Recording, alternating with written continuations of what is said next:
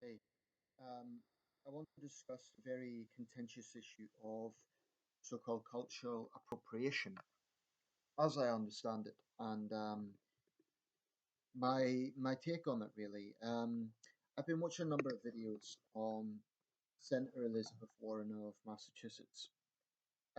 She was caught up in a bit of I don't know if scandal's the right word, but controversy not so long ago when she insisted that she was Cherokee based on lineage that went down through her family line. Supposedly there'd been an issue about, I believe it was either her mother or father was in a relationship with a Cherokee person. I believe it was the father, and because of this forbidden love, they then had to go into hiding supposedly. And anyway, she had this whole narrative about Cherokee history being a long part of her family. Now, I just don't know. So I'm not going to say that, I know the genealogy of Elizabeth Warren's family, but I do know that the Cherokee people have been quite upset about this. And the reason being is because their genealogy experts have looked into it and found no trace whatsoever of the sort of claims that she's making. It's problematic too because it meant that the college that she was enrolled at, if she was enrolled as a minority, which she says was the case, or at least which her side says is the case, then that would have meant that those positions that were for minority students, someone missed out because she was there. And this became quite a heated issue, and it really, I think, damaged Senator Warren's reputation, certainly among Cherokee people, but also gave her a negative reputation as being dishonest. I really don't know enough about her particular situation to say that she's outright lying or she's just deluded. Um, Certainly, I would say that if the Cherokee people's own genealogy experts haven't found any ancestry, then she should probably close it, so to speak. Um, an interviewer made an interesting point to her. He said, if you had a great great grandparent who was black, would that give you legitimacy to call yourself a black woman? No. Elizabeth Warren's blonde hair and blue eyes, obviously that wouldn't go down too well. Um, but anyway, it got me into thinking about the issues around cultural appropriation and some of the things around this. Firstly, I will say that if Elizabeth Warren is not taking on board what people are saying, and she continues to push this, then it does come across as fraudulent, and it does come across like she has some sort of agenda in putting herself forward as a minority person. Of course, there's politics in that, and I think it would be naive to think that there wasn't. This could get more significant if she is one of the Democratic names for 2020, although by that time she'll be 73, so how likely it is uncertain. Um, Let me just say that when it comes to issues around culture, I really don't think there's anything fundamentally wrong with people taking an interest in other cultures as a starting point. And the irony about some of this argument, I'm not talking about Elizabeth Warren now, by the way, I'm just talking about broader issues. The irony is that, on one hand, there's charges that if you are ethnocentric, and this is particularly leveled against some white people, if they have an ethnocentric outlook, doesn't even need to be full blown white supremacy, but if they give the impression that I don't know, everything made by white people is the best, etc., and they give that sort of impression, that's one charge. But then the other charge is if white people take interest in anything to do with minority people in a cultural sense, then it's cultural appropriation. A few years back, there was a young guy. I can't remember which city it was, and I can't even remember if it was the United States. It may have been Canada. It was a Western country somewhere. Apologies, I honestly can't remember. But basically, he had dreadlocks. This was a young white guy. And there was a video emerged of this young black woman basically laying into him and telling him he had no right to wear them and that etc. etc. Now, to be fair, there were other black people that told her to lay off and mind her own business. Um, but that young guy wasn't trying to offend anyone. He just liked the look. Simple as that. It was his style. It was what he liked. So if we're really going to go down the line that people cannot even have an interest or adopt some of the culture because they have an interest in other groups, then we're going to end up in a very, very polarized situation. I think throughout history there are examples of different groups borrowing from each other, culturally speaking. I think this is irrefutable. I mean, look at Elvis Presley. Incidentally, Elvis may genuinely have had some Cherokee blood in him, but that's beside the point. Elvis is generally seen as a white guy, for the most part. Now, he almost certainly borrowed from black gospel music, especially early in his career.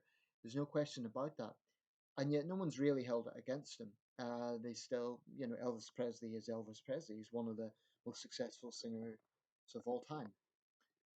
But he done that, and you can find examples of music genres that have borrowed from one another over the history of time. You can find fusions of cuisine, maybe because it's a diaspora community that has then had an influence on the cuisine of a country. I mean, here in the UK, some of the best known curry dishes were actually not originating in India or Pakistan or Bangladesh, but here in the UK. Balti, for instance, unless I'm mistaken, was invented in Birmingham. So the point I'm making is culture does travel, culture does metamorphosize and move around.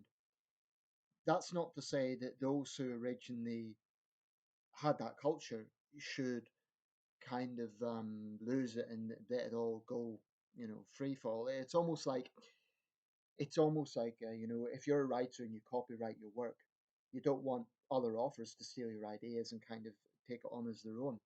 So I'm not entirely with the idea that culture appropriation, as it's called, is entirely a bad thing. I mean, I'm into Chinese culture. It doesn't mean that I think I am Chinese, and I would never claim I am. Never even try that. I did take on a Chinese name, but that was something that my students certainly were never offended by. In fact, they gave it to me. So I think the key is to have an interest to the point where you're not deluding yourself. Now, there are situations I think that white people in particular, you get it in other groups as well, but perhaps certain white people, and this might have been the case with Elizabeth Warren, become so obsessed with virtue signaling that they then they almost have this desire to be part minority in order to empathize. But all it does is end up looking insincere. I know a white guy, and I'm not going to go into too many details because I respect his privacy. But one thing I've always noticed about him is that he takes on black culture to a point of I sometimes wonder, does he really think he is actually black, and he is ethnically a white guy. Um, he's changed his name to an African sounding name. He is into the culture to an extent where he gets personally upset if it's a perceived insult against black people, but personally upset to the point it's an insult against him. So we kind of got a little bit distant. But I think that people need to be aware of that. So that sort of cultural appropriation, yeah, I can see why it's problematic when you're trying to be something that you're blatantly not. Um, so I guess the argument would be from minority people, you're trying to say that you know our experience and you don't.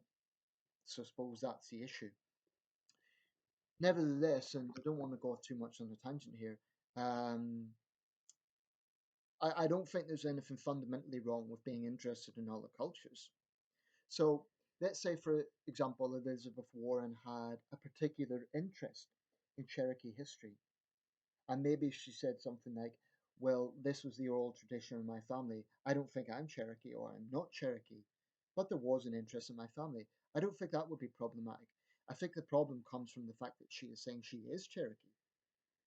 Um, so for me, it's sort of about getting the middle ground because I think that too much, like trying to pretend you're something that you're not, is problematic and it is going to work people up because they see it as dishonest and they see it as trying to claim that you understand an experience that you can't have understood if you haven't, excuse me, really experienced it. On the other hand, if it really is a case that every group keep to themselves, to me that sounds like segregation.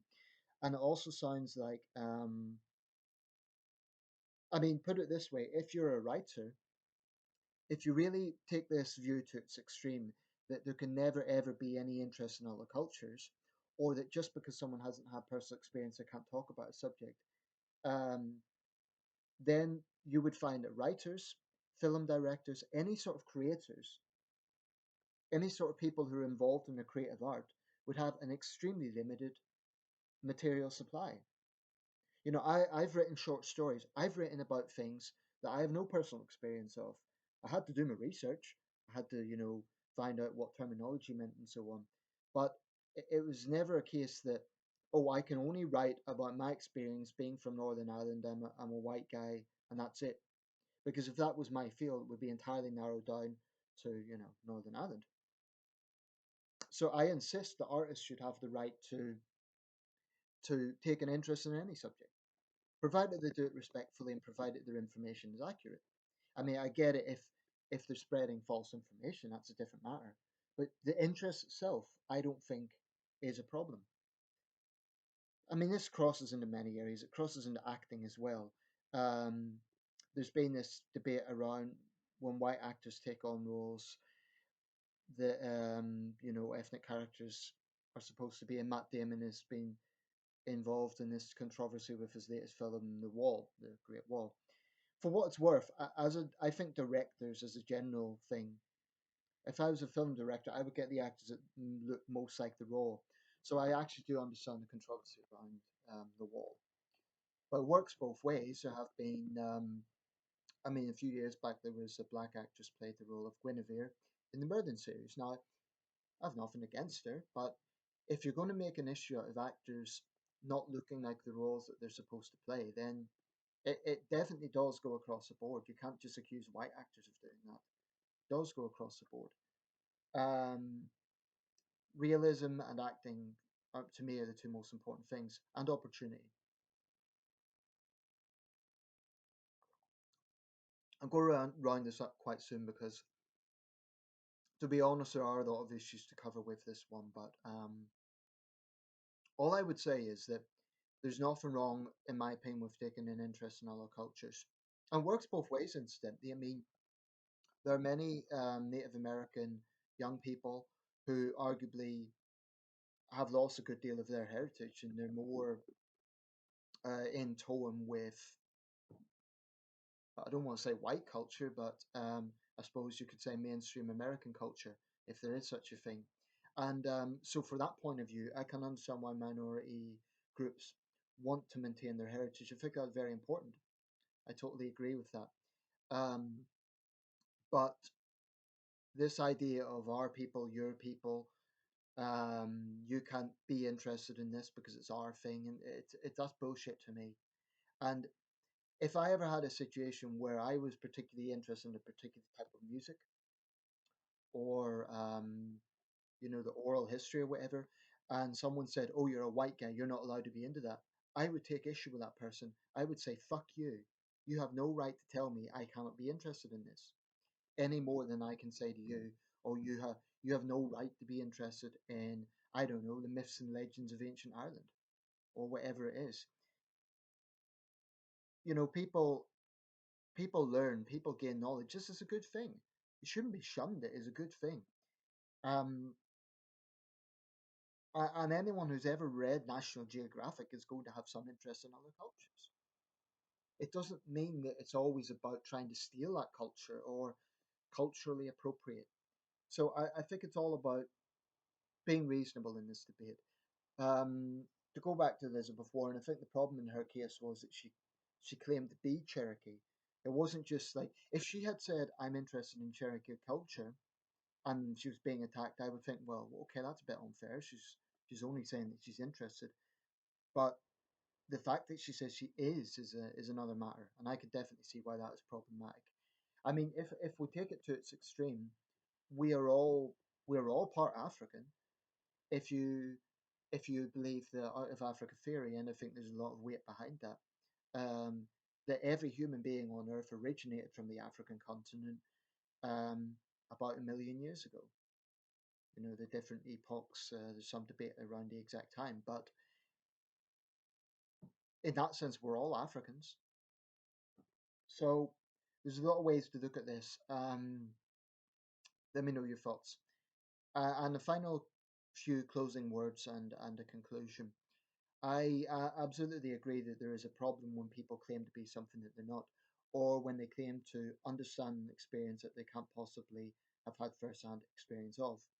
However, I also insist that there shouldn't be censorship on what people are interested in. There shouldn't be this mentality that you cannot have an interest in this because you don't come from our ethnic group, or you can't like this music, or you can't whatever. I think that's nonsense. And I think people should fight tooth and nail to defend themselves and say, actually, I can be interested in that. So let me know your thoughts. Thanks for watching.